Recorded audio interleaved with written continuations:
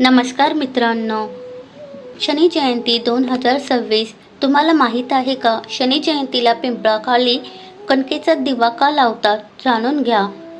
शनी जयंती 2026 शनिवारी 16 मे रोजी शनी जयंती आणि शनी अमावस्या हा दुहेरी योग 13 वर्षांनी जुळून आला आहे. या दिवशी या उपायाचे महत्त्व आजच्या व्हिडिओच्या माध्यमातून जाणून घ्या. नमस्कार मित्रांनो, श्री स्वामी समर्थ. शनिवारी 16 मे रोजी असणाऱ्या शनी जयंतीनिमित्त शनिदेवांची कृपा संपादन करण्यासाठी आणि साडेसाती किंवा ढय्याचा त्रास कमी करण्यासाठी अनेक आध्यात्मिक उपाय सांगितले जातात. त्यापैकी पिंपळाच्या झाडाखाली दिवा आणि छायादान हे दोन अत्यंत प्रभावी मार्ग मानले जातात. यंदा वैशाख अमावस्या ही तिथी शनिवारी आल्यामुळे ती शनी अमावस्या देखील म्हटली जाईल आणि या दिवसाचे महत्त्व अधिक वाढेल. शनिदेव हे कर्माचे फळ देणारे दैवत आहेत.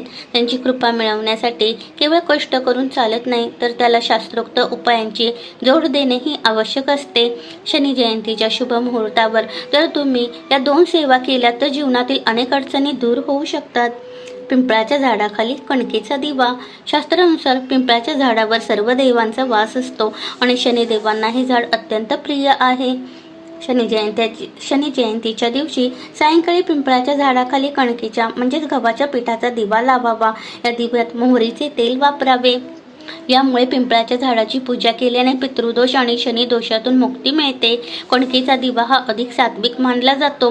यामुळे घरामध्ये सुख समृद्धी येते आणि रखडलेली कामे मार्गी लागतात. म्हणून दीप अमावस्येलाही कणकेचा दिवा लावला जातो. छायादान, शनी पीडा दूर करण्याचा उपाय. छायादान हे नाव जितके गूढ आहे तितका त्याचा प्रभाव मोठा आहे.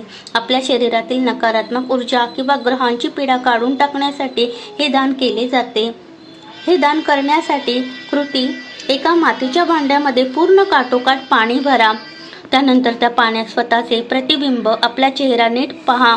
पाण्यात स्वतःची प्रतिमा पाहताना मनातल्या मनात शनिदेवांचे स्मरण करा आणि आपल्या हातून कळत नकळत घडलेल्या चुकांची क्षमा मागा. प्रतिबिंब पाहून झाल्यानंतर ते पाण्याचे पात्र शांतपणे शनी मंदिरात नेऊन दान करा किंवा तिथे शनिदेवांच्या चरणांजवळ ठेवा. शास्त्रानुसार जेव्हा आपण पाण्यात आपली सावली किंवा प्रतिबिंब पाहतो तेव्हा आपल्यातील इडापिडा किंवा नकारात्मक लहरी त्या पाण्यात उतरतात असे मानले जाते. हे पात्र दान केल्याने व्यक्तीला शनीच्या प्रकोपापासून दिलासा मिळतो. हे उपाय करताना आपले मन आणि शरीर शुद्ध असावे.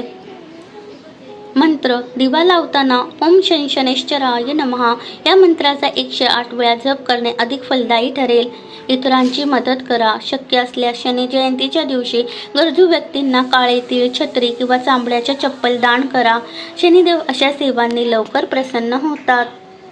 श्री स्वामी समर्थ. जय जय स्वामी समर्थ. धन्यवाद.